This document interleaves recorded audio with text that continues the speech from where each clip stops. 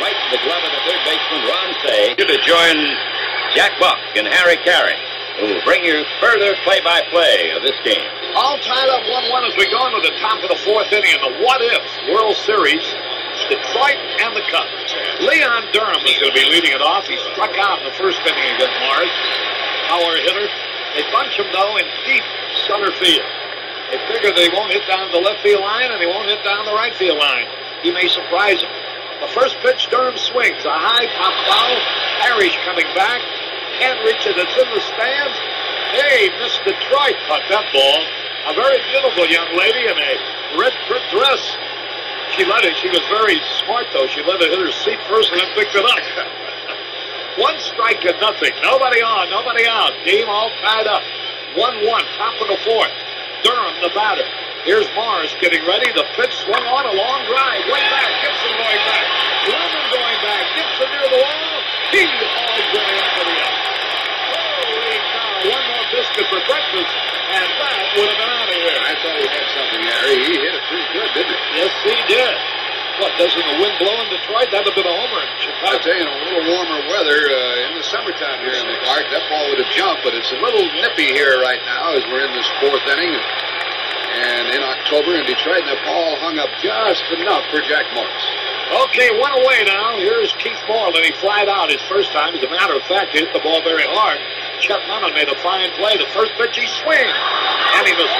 Harry, we've encountered a couple of former Tiger players over here. Al Kaline and George Kell. What talent there. Hall of Famers. Third baseman and outfielder. Al Kaline, the most recent addition to the Hall of Fame in relation to George Kell, who made it some time ago. And over there in the broadcasting booth, another Hall of Famer, the Detroit announcer, Ernie Harwell. 1 out, nobody on. Keith Moreland, the batter. 1 strike is the count. The pitch, low and away. And the count evens up with a ball and a strike. They play Moreland more or less straight away. 1 gone. You think Ernie Banks is excited? He's down there hanging on every pitch. He's sitting with the new commissioner.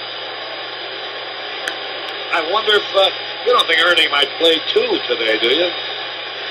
They could have used him for a designated hitter, I think. They'd like to have had him, I'll bet. 1-1 the count on Keith Moreland. The pitch swung on and missed. Boy, Morris is, that's split finger fastball of his is really breaking. 1 out, nobody on. Very difficult pitch to pick up. He throws it with the same fastball motion, and that's what makes it so effective for him. I noticed Moreland talking to Lance Parrish and shaking his head. I imagine that does Morris's confidence even more good, because he indicates how baffling the pitch is. Now the delivery. He struck him out. Moreland goes down swinging. 2 up, 2 down, and that's strikeout number 4 for Jack Morris. Picked up 1 in the first, had 2 in the third inning, gets 1 here. He's retired 3 in a row, and he's keeping it just as it is, tied 1-1. So with 2 out, here's Ron Say. The Penguin with good power.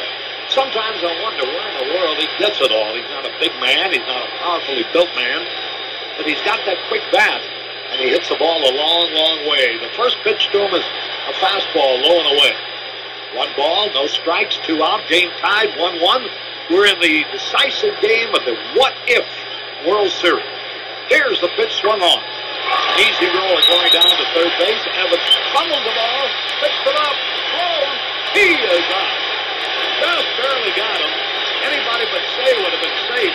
Evans saving himself in air after bombing the ball, recovering in time to fire a bullet over to Bergman to retire the side 1-2-3. Stadium with Detroit winning it by the score of 4-3. The Cubs just missed their chance to wrap it up last night, Harry. Well, Willie Hernandez, who used to be a Cub, by the way, just stopped him cold in the clutch.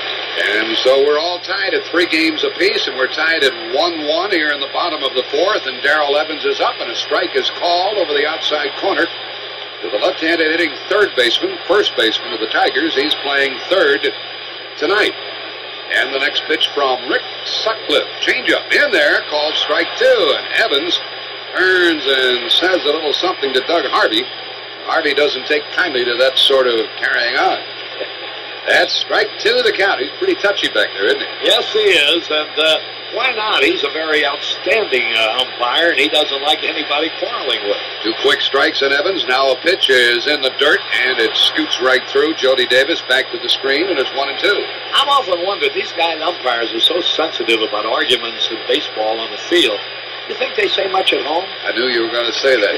The answer to the question is probably not. And the pitch to Evans, a ground ball to the right side. Durham to his right, has it. Sutcliffe over, takes the throw, steps on, 1 out. Sutcliffe right there as he should have been, and Durham gave it to him nicely, 1 out. What a spread of ball game. Everything's on the table, Jack. This is it, the decisive game of the what-if series. 2 great pitchers hooked up in the duel, Sutcliffe and Lawrence. I wonder how it's going to end. Rupert Jones hit one back to the mound in the first inning, and he stranded 2 runners, and he swings and fouls it back, a high pop fly. And it goes back out of play. That's strike 1, and Sutcliffe is getting ahead of the hitters. There's been only 1 Tiger runner since that first inning. Jones waits. Levels off the bat as Sutcliffe brings home another. A swing and a high fly ball behind first base. That ball may drop. That ball is a base hit. Moreland makes a very good play and a strong throw to second. And he holds Jones to a single. Boy, he had to run a country mile to get to that ball. Got a very good jump on it. Ordinarily, a hit of that sort would be good for 2, and Jones is a fair runner. These days, used to be a good deal faster, but Moreland held him to a 1-out single, and that for the Tigers is their 4th hit of the night, and it brings up Johnny Grubb. Tough hitter. Line to center field, his first time up. And the first pitch to him is a ball. Jones taking a very short lead off of first base. Ball 1. The outfield is playing Grubb to pull just a bit, and the infielders, Poe and Sandberg, have shortened up. There's ball 2, and a dandy stop by Jody Davis. He blocked that one. Jones started to go and then came back. He's still at first with 1 out.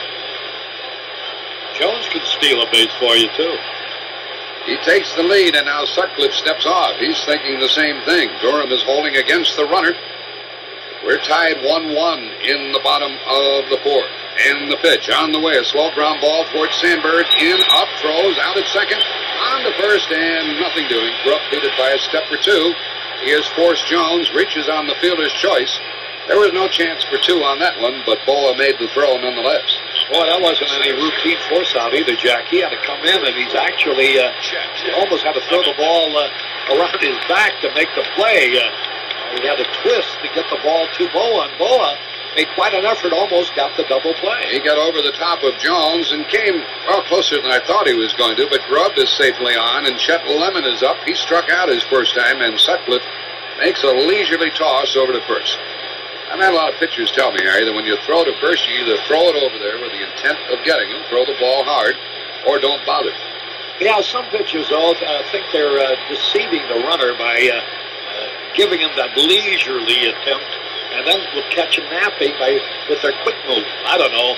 Seems to me that a guy that's been around the league would be anticipating that. Ball 1 is outside to Lemon with the runner on first base, Johnny Grubb.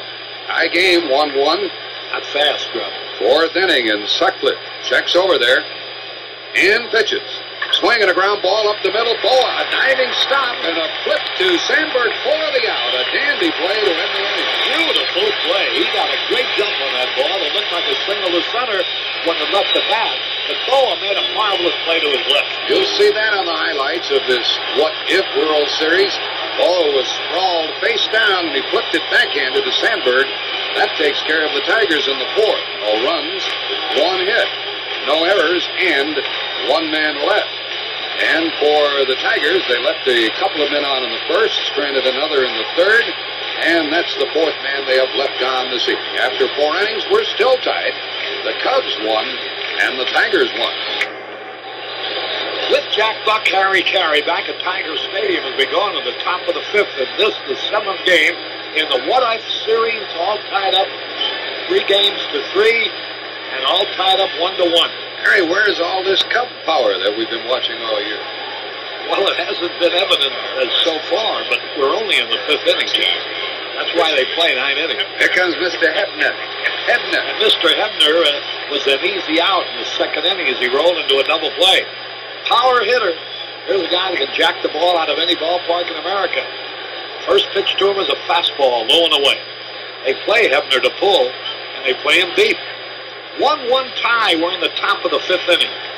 The final game of the what-if series. Here's a pitch swung on, a ground ball. Trammell, the shortstop, up with the ball.